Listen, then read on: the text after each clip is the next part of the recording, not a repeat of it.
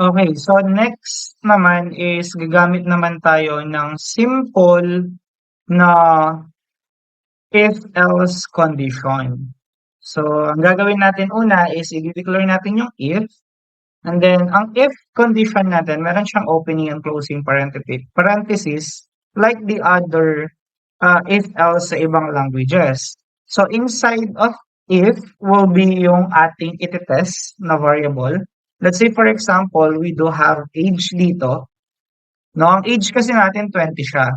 So, ang gagawin natin, if daw yung age natin is greater than equal sa 18, so ibig sabihin kapag ang age natin 18 pataas siya, ang gagawin natin is ipiprint natin na yung status niya ay adult siya. So, para mangyari yon, gagamit ka ng document.write. And then, ang lalagay natin dito is status adult. Now, after that, magkakaroon ka ng else statement dito. So, sa else statement natin, ang ilalagay naman natin dito is document.write.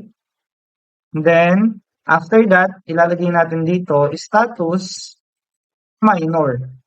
Then, semicolon.